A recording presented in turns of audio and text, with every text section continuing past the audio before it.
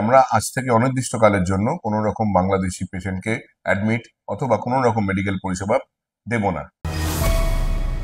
ভারতের পশ্চিমবঙ্গের উত্তর কলকাতার মানিকতলা এলাকার জে.এন. রায় হাসপাতালে বাংলাদেশিরা আর চিকিৎসা সেবা পাবেন না। হাসপাতালটির কর্তৃপক্ষ মনে করছে বাংলাদেশে ভারতীয় পতাকার প্রতি অপমানজনক আচরণ ও সংখ্যালঘু হিন্দুদের উপর নির্যাতন করা হয়েছে। এসব ঘটনার প্রতিবাদ জানাতে জে.এন. রায় হাসপাতাল বাংলাদেশিদের আর চিকিৎসা না দেওয়ার সিদ্ধান্ত নিয়েছে। একমাত্র ওয়ালটন এসি দিচ্ছে 1 বছরের রিপ্লেসমেন্ট গ্যারান্টি। ভারতীয় সংবাদ মাধ্যম দ্য ইকোনমিক টাইমস এক প্রতিবেদনে এই তথ্য জানিয়েছে। জে.এন. রায় হাসপাতাল থেকে জারি করা একটি বিজ্ঞপ্তিতে বলা হয়েছে 29 নভেম্বর থেকে অনির্দিষ্টকালের জন্য কোনো বাংলাদেশি রোগীকে চিকিৎসার জন্য ভর্তি করা হবে না। বাংলাদেশিদের ভারত বিরোধী মনোভাব ও ভারতের প্রতি দেখানো অপমানের কারণেই এমন সিদ্ধান্ত নেওয়া হয়েছে বলে বিজ্ঞপ্তিতে উল্লেখ রয়েছে। বাংলাদেশের সংখ্যালঘুদের উপর নির্যাতনের প্রতিবাদ হিসেবে কলকাতা শহরের অন্যান্য হাসপাতালগুলোকে একই পদক্ষেপ নেওয়ার আহ্বান জানিয়েছে জে.এন. হাসপাতাল।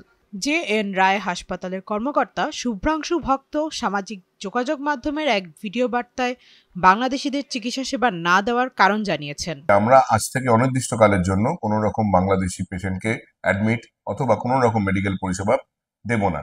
তার একমাত্র কারণ যে এই বাংলাদেশ দেশটি স্বাধীন হওয়ার পিছনে আমাদের দেশের লক্ষ লক্ষ সৈনিকের রক্ত ঝরেছিল। আজকে সেই দেশে আমাদের দেশের জাতীয় পতাকার অবমাননা করা হচ্ছে, তাকে পায়ের তলায় পিষ্ট করা হচ্ছে। অতএব তাদের সাথে আমাদের এই আর ভাব ভালোবাসা আপাতত দেখানোর কোনো দরকার নেই।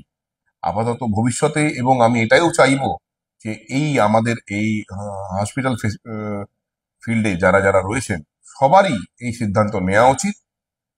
কারণ আর সবার ঊর্ধ্বে কিন্তু আমাদের এই দেশ, আমরা এই দেশেই হাসপাতাল চালাচ্ছি। নিশ্চয়ই এই পরিষেবাটা মানব জাতির জন্য, কিন্তু যেটা বাংলাদেশে হচ্ছে সেটাও মানবিক নয়, অনেকটাই অমানবিক।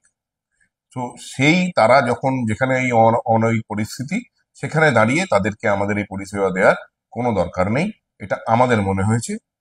তাই সবাইকেই অনুরোধ যে যারা এই হাসপাতাল পরিষেবায় রয়েছেন তারাও আমাদের এই সিদ্ধান্তকে সমর্থন করুন এবং বাংলাদেশি পেশেন্টকে আর ভর্তি করবেন না।